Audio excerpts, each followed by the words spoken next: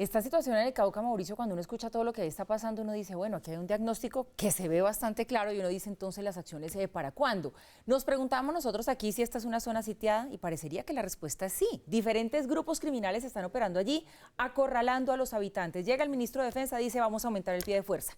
¿Qué es necesario en este momento? Claro que sí, el Estado debe recuperar el control de la zona, pero no puede ser lo único con lo que llegue el Estado. Y lo piden a voces sus dirigentes y sus habitantes. Tiene que llegar con oportunidades reales, con una sustitución de cultivos que realmente funcione para que el narcotráfico, que sigue siendo el combustible hasta ahora, deje de serlo, si no esto va a ser muy complicado, solución integral. Pero hay un elemento adicional que no menciona usted en su recuento, Paula. Primero que todo, recordemos la magnitud de este problema, es decir, durante el primer año del gobierno de Iván Duque hubo asesinatos de 55 líderes sociales en el Cauca. En las últimas semanas hemos registrado el asesinato de 9 líderes del CRIC, del Consejo Regional Indígena del Cauca, que es lo que tiene más alarmada a la población y al país con los ojos puestos allí. Y el Cauca es uno de los 3 departamentos en los que aumentaron los cultivos de drogas ilícitas, los cultivos ilícitos en el último año. Ustedes recordarán que en las distintas mediciones que ha hecho el gobierno de Estados Unidos y Naciones Unidas ha habido una tendencia a estancar, a que se estabilice la magnitud de los cultivos, salvo en 3 departamentos, uno de ellos es el Cauca. Y uno tendería a decir, claro, es que viene la vieja historia de que el suroccidente del país, el nororiente en el Catatumbo, el mapa está al revés, el nororiente en el Catatumbo, el suroccidente del país y en el Bajo Cauca antioqueño son 3 regiones donde hay narcotráfico, donde hay cultivos, donde gobiernan o tienen el control las bandas ilegales y por lo tanto todas son la misma historia.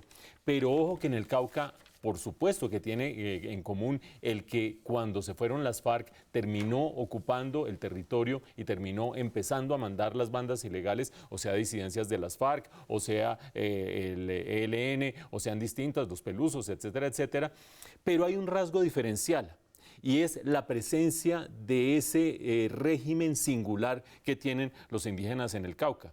Si ustedes estaban viendo la entrevista que hacía Giovanni Celis a Ariel Ávila en Al Punto, él nos recordaba cómo hay una autonomía indígena en el Cauca, que no existe ni en el Catatumbo ni en el Bajo Cauca de Antioquia. En el Cauca, ¿qué hay? Los indígenas tienen autonomía en la seguridad, en la justicia, en el régimen carcelario y las autoridades nacionales son cuidadosas, por supuesto, y muy respetuosas, y más vale que lo sean, de esa autonomía.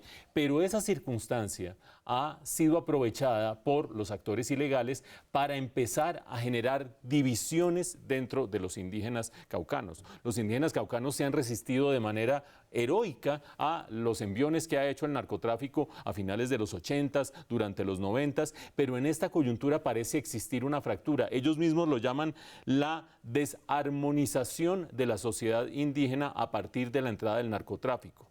Hay divisiones entre los indígenas por el uso de las transferencias presupuestales del gobierno central, hay divisiones acerca de qué hacer con el narcotráfico y el narcotráfico ha ido permeando y ha ido abriendo esos problemas dentro de la misma comunidad. Por lo tanto, la misma ausencia del Estado a la que se refiere Paula, por supuesto, la misma necesidad de hacer una sustitución de cultivos que se presenta en otras regiones del país, la misma necesidad de hacer inteligencia para infiltrar a ver dónde es que están los emisarios de las bandas mexicanas, pero además de eso hay un problema central y es que la cohesión que ha mostrado durante tanto tiempo la comunidad indígena para enfrentarse a los actores ilegales se está resquebrajando. No quiero decir que sea un hecho irreversible y definitivo, pero ese resquebrajamiento abre unas fisuras por las cuales se termina metiendo el crimen. Y eso hace mucho más complicadas las cosas porque por la autonomía que tienen en sus territorios hace más complicada la labor del gobierno central. Esperemos que se encuentre un equilibrio entre todas las fuerzas para poder finalmente empezar a desplazar esas actividades ilegales.